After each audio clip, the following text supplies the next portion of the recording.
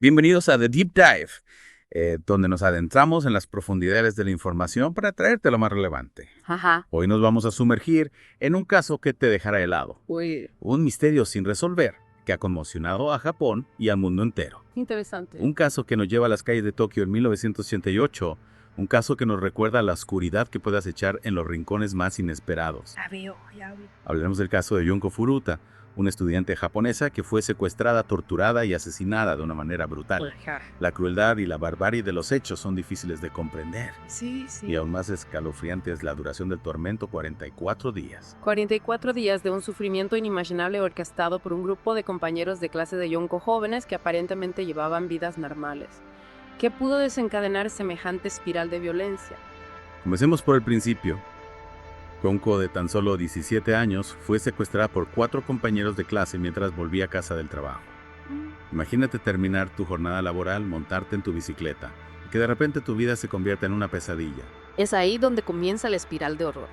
La llevaron a la casa de uno de los secuestradores, donde la mantuvieron cautiva, aislada del mundo, sometida a su voluntad. Es en este punto donde la deshumanización de la víctima empieza a jugar un papel crucial. ¿Deshumanización? ¿A qué te refieres? Me refiero al proceso psicológico por el cual los secuestradores comienzan a ver a Junko no como una persona, sino como un objeto, una cosa que pueden controlar y manipular a su antojo. Este proceso les permite distanciarse emocionalmente de sus actos, justificar la violencia en sus mentes. Es un concepto aterrador, pero entiendo cómo podría aplicarse en este caso. Si no la ven como una persona, es más fácil infligirle dolor. Exacto. Y ese dolor se manifestó de formas inimaginables. Junko fue sometida a un catálogo de torturas físicas y psicológicas que desafían la comprensión humana: golpes, quemaduras, privación de comida y agresiones sexuales. Los detalles son demasiado perturbadores para mencionarlos aquí, pero te puedo asegurar que superan cualquier límite de la crueldad. Es escalofriante pensar en lo que Junko tuvo que soportar durante esos 44 días. Y lo que hace que este caso sea aún más perturbador es la participación de otros individuos en las torturas. Es un aspecto fundamental del caso que arroja luz sobre la dinámica de grupo que se estableció en torno a Junko. Se estima que más de 100 personas tuvieron conocimiento del secuestro y de una forma u otra participaron en el abuso o al menos miraron hacia otro lado. ¿Cómo es posible que tantas personas se involucraran en algo tan atroz? ¿Qué lleva a un grupo de jóvenes a seguir a un líder por un camino tan oscuro? Es una pregunta que ha fascinado a psicólogos y criminólogos durante décadas. En este caso, se cree que una combinación de factores contribuyó a la espiral de violencia. La presión de grupo, el miedo a las represalias, la falta de empatía, la búsqueda de aceptación social, la deshumanización de la víctima. Todos estos elementos se entrelazaron para crear un ambiente propicio para la barbarie. Es como si la propia casa donde Junko estaba cautiva se hubiera convertido en un microcosmos de crueldad, un lugar donde las normas sociales se distorsionaron hasta el punto de lo inhumano. Y lo más terrible es que este microcosmos no estaba completamente aislado del mundo exterior. Hubo oportunidades para salvar a Junko, momentos en los que la intervención de las autoridades o de algún adulto responsable podrían haber detenido la pesadilla. ¿Te refieres a la intervención policial? Sé que hubo algunas llamadas a la policía durante el secuestro. Efectivamente, vecinos y conocidos alertaron a la policía sobre ruidos sospechosos en la casa donde Junko estaba cautiva. Sin embargo, por una serie de errores, descuidos e incluso posible presión social, las autoridades no investigaron a fondo las denuncias. Es desgarrador pensar que Junko estuvo tan cerca de ser rescatada que la ayuda estaba solo a una llamada de distancia. Es una de las partes más frustrantes del caso. La policía tuvo indicios, pistas que podrían haber llevado al rescate de Junko, pero no se actuó a tiempo. Y mientras tanto, el sufrimiento de Junko continuaba. Hasta que finalmente, después de 44 días de infierno, su vida llegó a un trágico final. Su muerte fue tan brutal como el resto del secuestro. Junko fue golpeada hasta la muerte. Su cuerpo ya no pudo soportar más dolor. Los secuestradores, en un intento desesperado por ocultar su crimen, metieron su cuerpo en un bidón de cemento y lo abandonaron en un terreno baldío. Un acto final de crueldad que pretendía borrar todo rastro de su barbarie. El hallazgo del cuerpo de Junko, encerrado en ese frío sarcófago de cemento, conmocionó a Japón. La brutalidad del crimen, la juventud de los implicados, la aparente normalidad de sus vidas. Todo en este caso desafiaba la lógica, ponía en entredicho la imagen de una sociedad que se percibía a sí misma como segura y ordenada. Y la indignación se multiplicó cuando se supo que los asesinos, al ser menores de edad, podrían recibir sentencias relativamente leves. Claro. La sociedad japonesa exigía justicia para Junko, un castigo ejemplar que reflejara la magnitud del horror. El juicio comenzó en julio de 1990 y desde el primer día estuvo rodeado de una enorme expectación mediática. El mundo entero observaba a Japón esperando ver cómo se resolvería este caso que había despertado tanto horror e indignación. ¿Y qué ocurrió? Se hizo justicia para Junko. La respuesta, como suele ocurrir en casos tan complejos, no es sencilla. Los 4 acusados, cuyas identidades fueron protegidas por la ley debido a su condición de menores, se declararon culpables de lesiones corporales que resultaron en la muerte, un cargo menor al de asesinato. Lesiones corporales que resultaron en la muerte. Después de 44 días de torturas sistemáticas, eso fue lo que determinó el tribunal. Es importante entender que el sistema judicial japonés tiene sus propias particularidades y que en ese caso la fiscalía tuvo que navegar por un terreno legal complejo. La defensa de los acusados, por su parte, se centró en minimizar su responsabilidad, alegando que actuaron bajo la influencia del líder del grupo, Hiroshi Miyano. Hiroshi Miyano, el nombre que resonaría en la memoria colectiva como sinónimo de crueldad y barbarie. Miyano, el cerebro detrás del secuestro y la tortura de Shunko, fue condenado a 20 años de prisión, la pena máxima para un menor en Japón. En ese momento, los otros 3 acusados recibieron penas que iban de los 5 a los 9 años. Sentencias que para muchos no reflejaban la gravedad del crimen, la magnitud del sufrimiento infligido a Shunko. La indignación pública fue enorme. Muchos consideraron que la justicia había fallado, que el sistema había protegido a los criminales en lugar de a la víctima. La familia de Shunko, destrozada por el dolor, luchó incansablemente para apelar las sentencias buscando un castigo mayor para los asesinos de su hija. ¿Y lograron su objetivo? Lamentablemente no. Las apelaciones fueron rechazadas y las sentencias se mantuvieron. Los 4 jóvenes cumplieron sus condenas y eventualmente fueron liberados. La sociedad japonesa, marcada por este caso, tuvo que confrontar la realidad de que la justicia a veces no ofrece la satisfacción que las víctimas y sus familias anhelan.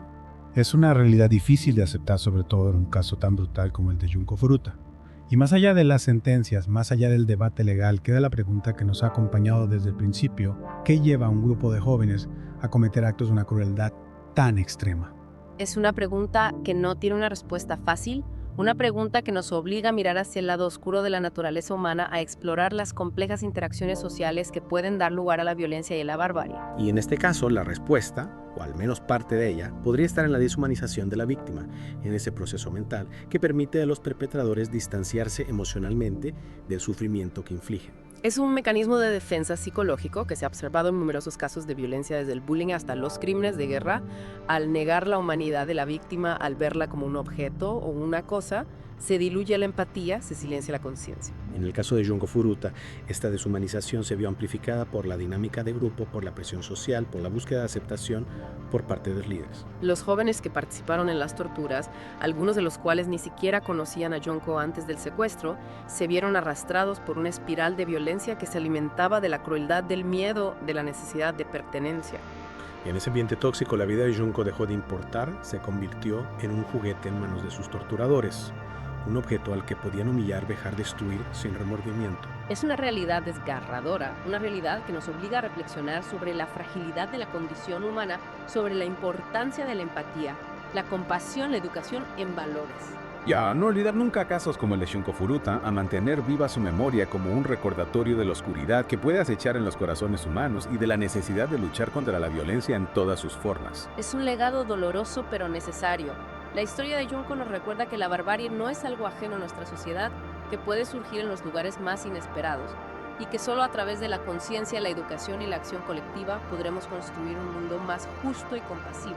El caso de Junko Furuta, como hemos visto, ha dejado una profunda cicatriz en la sociedad japonesa, pero su impacto no se limitó al ámbito social o legal, sino que trascendió a la esfera cultural, expresándose a través de diversas manifestaciones artísticas. Es como si el arte se convirtiera en un vehículo para procesar el trauma colectivo, para intentar comprender lo incomprensible, para dar voz al dolor y la indignación que el caso de Shunko despertó en la sociedad. Es interesante cómo el arte puede servir como un espejo para reflejar las inquietudes y los miedos de una sociedad. ¿Qué tipo de expresiones artísticas han inspirado en el caso de Junko? El cine, la música, la literatura, diferentes disciplinas han abordado el caso de Junko desde distintas perspectivas, explorando sus implicaciones sociales, psicológicas y morales. Algunas obras se centran en la reconstrucción de los hechos, mientras que otras utilizan el caso como punto de partida para reflexiones más amplias sobre la violencia, la justicia y la condición humana. ¿Podrías darnos algunos ejemplos concretos? Me imagino que algunas películas deben ser bastante impactantes. Efectivamente, Yoshikose Konkurito Dume Satsujin Hiken, una película de 1995, es una de las representaciones más explícitas del caso. Recrea los hechos con una crudeza que puede resultar difícil de digerir para algunos espectadores. Es una película que no busca la complacencia, sino que nos confronta con la brutalidad de lo sucedido, nos obliga a mirar de frente a la oscuridad. Entiendo que no es una película para todos los públicos. ¿Y hay obras que aborden el caso desde una perspectiva más metafórica o simbólica? Sí, por supuesto, concrete. Una película de 2004 utiliza el caso de Junko como base para una trama más amplia que reflexiona sobre temas como la culpa, el perdón y la búsqueda de redención. No es una película fácil, pero ofrece una visión más profunda y compleja de las consecuencias del crimen, tanto para las víctimas como para los perpetradores. Me parece muy interesante cómo el cine puede utilizarse para explorar las dimensiones psicológicas y morales de un caso tan complejo. ¿Y qué hay de la música? Hay canciones que se hayan inspirado en el caso de Junko. Sí, diversas bandas y artistas, especialmente dentro del género del metal extremo, han utilizado el caso de Junko como inspiración para sus letras.